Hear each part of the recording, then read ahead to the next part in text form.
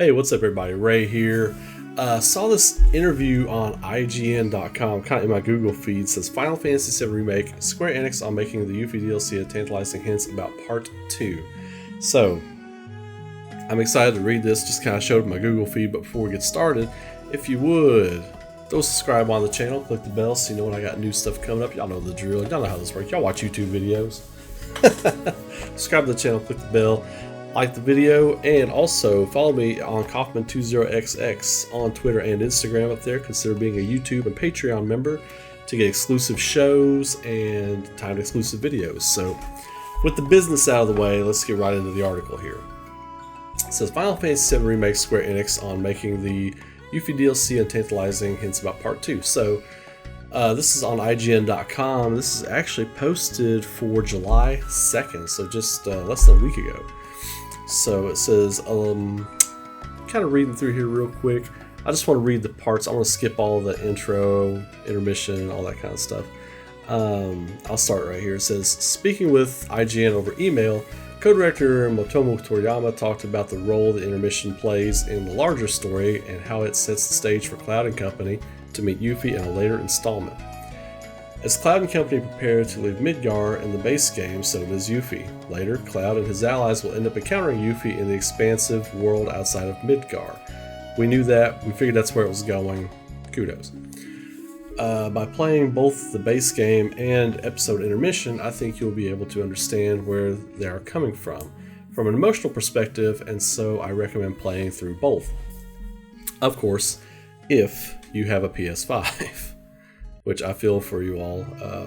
I almost didn't have one. So, in the DLC, Yuffie is an agent dispatched to steal a massive piece of materia rumored to be in development at Shinra headquarters. She teams up with Sonon, a staff-wielding series newcomer who mostly reacts to Yuffie's rapid patter of quips and dry asides. With dry asides, yeah, I liked that about his character. That was cool. Isn't he was a nice foil for her. Their fast friendship serves as the emotional core of the DLC, an element that extends even to the gameplay, which is based on the pair syncing up their attacks for large amounts of damage. Which, I love synergy. It's gotta be in the game going forward. Like the base remake, Yuffie's story is grounded in at least in part in nostalgia.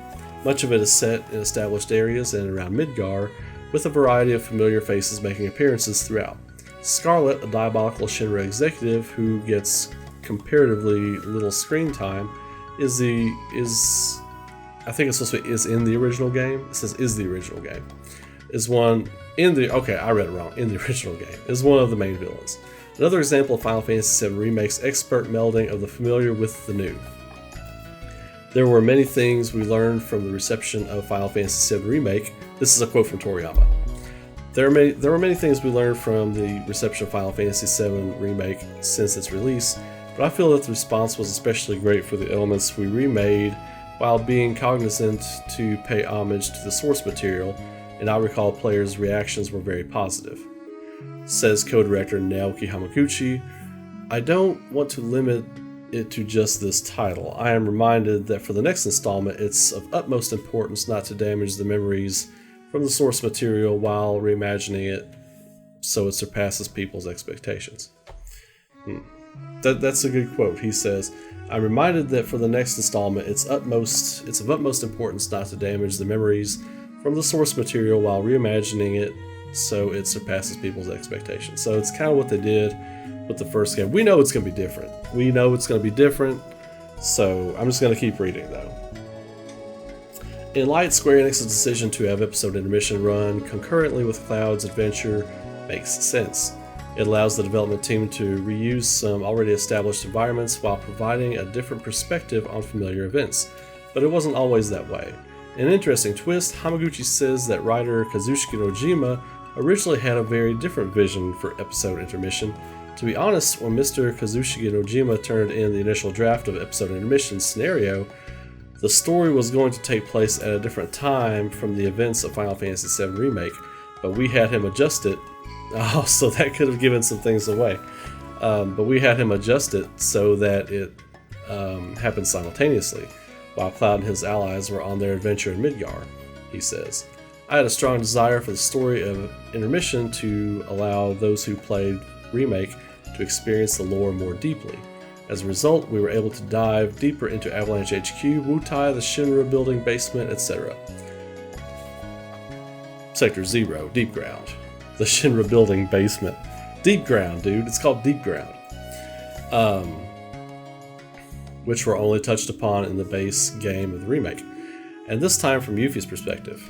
As such, I'm hoping it turned out to be something our fans were able to enjoy. Another element that the team reimagined for the Yuffie DLC was the Fort Condor minigame, yada yada yada yada. Talks about that. Let's see. Yeah, he talks about that.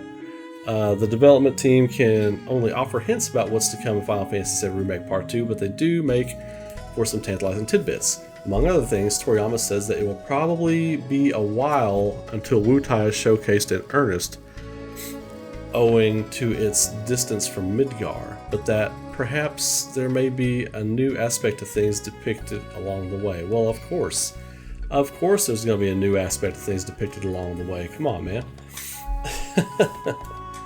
Hamaguchi, meanwhile, says that he's happy with how the first part made players feel like they're experiencing a movie through the gameplay, but that the second part will have unique challenges. As for improvement, or should I say change, moving forward, because the next installment will involve Cloud and company to leave Midgar and explore the world map. Our next challenge will be to create gameplay that leverages the vastness of the world, unlike what we did in this current title. There we go. There we go. Everybody. Of course.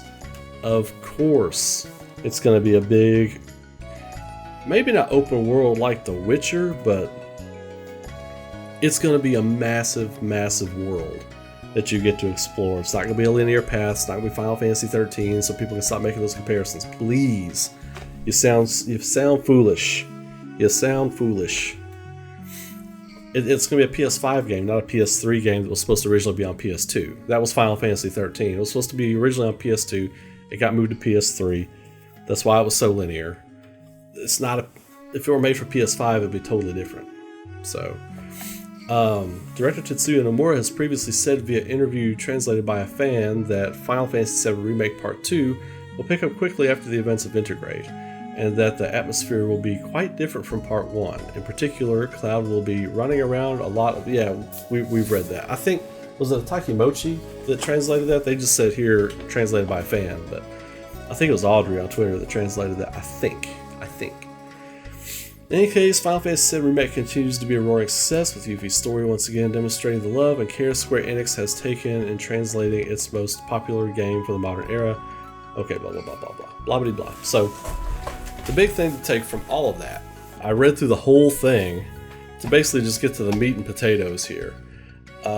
So, I want to talk about this part here now in earnest in particular. The open world element. So, of course, they are working on open world for this game. It may not be Elder Scrolls, but it could be. It could be Skyrim, Oblivion, Witcher 3 levels of open world. There's no reason it can't be. Those games were developed for, let's see, Oblivion and Skyrim were developed for PS3, Xbox 360 era. So yeah, they could absolutely do it for PS5. You have people with 5 people on the development team making open world games right now. So I mean, there's no reason to think that Square Enix would not make this open world. I think they know they can't screw this up.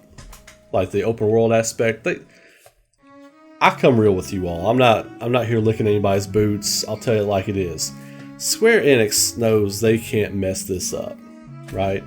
Because if they do mess this up, I'll tell you straight up, it's trash. I love Final Fantasy VII.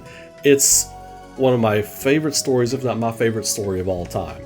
I'm fine with them taking liberties and changing things because it's their story. They can do whatever they want to with it. I hold no shares in Square Enix. I have no writer credit on the original game. I have no ownership of it at all. Yes, I gave them $40 for it when it came out. Yes, I gave them, what was it, 60 for a remake when it came out. But other than that, I got no say. But I will say, that if they mess up the open world, I might have a lot to say about that. But look, we're at least 2 years away from this thing being a thing. So it sounds to me and looks to me, and all signs point to they know they got to get that right, and I feel like they will. I have faith and confidence that they will. But if they don't, I will put it out there. I will put it out there. So yeah, this sounds like to me they're I feel like it's been in development since fall 2019, as we thought, as we heard, and as we suspected. But I feel like it's taken them a while to figure out how to make everything work in that world that they want to make work. And plus, they've been building the world, like we've said before, like we've said many times over. They spent a lot of time building, fleshing out this world, so there's a lot of that going on. So I'm excited. This interview makes me think that, again, it just reaffirms my faith that it's going in the right direction, at least from a developing standpoint. It seems like they're right on time. These things take a while. You just have to be patient. To make a great game, it takes a while. We just have to be patient. Do you want trash or do you want gold? If you want trash, they could probably have it out this winter. If you want gold, it might be the second half of 2023 at the earliest. We just have to wait. We just have to be patient. There's plenty to do in the meantime. Trust me. Trust me. There's plenty to do in the meantime. So, if y'all like that, throw a like on the video, subscribe to the channel. Appreciate it. Again, all the stuff up here. If you feel so inclined, go do all those things. And I will see you all in the next video. Be good to each other. Stay safe out there and keep rocking. Do this. Do that. Do that right there. And we'll be good. Y'all take it easy.